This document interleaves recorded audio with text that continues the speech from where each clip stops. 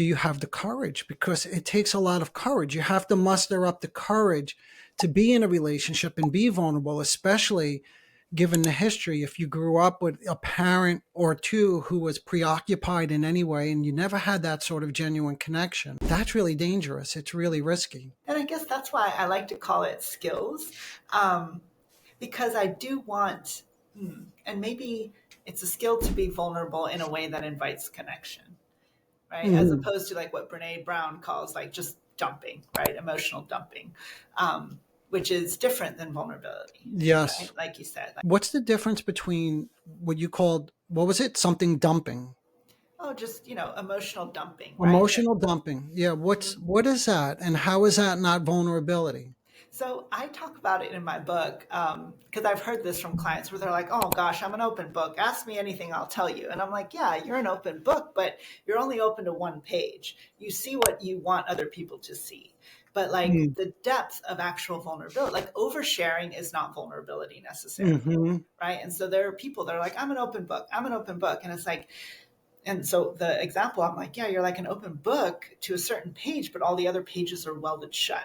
Like, it's like one of those display books, right? It's like, oh yeah, there's an open book that you can look at. It's like, yeah, but you can't turn any of the other pages. This is an example of, and I appreciate this, this is not vulnerability. Open book or dumping emotions does not mean someone is trying to connect.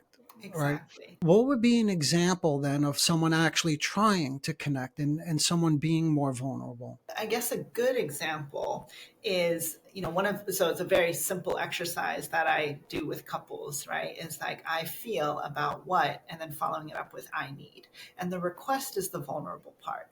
Often people have no problems, or, maybe again, that's the first hump, is like being able to identify what they feel, being able to identify why, right? The trigger.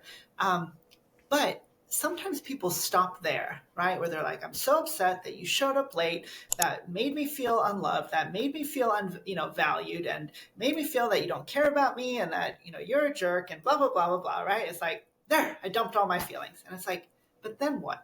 What are you asking for? What's the need? I need to know that I'm important to you. I need to feel like I'm a priority. I need to feel that you care about me, right? Those are maybe the more vulnerable aspects, rather than just telling you, I feel this about this. There it is. Yes. I did the open book. Okay, good.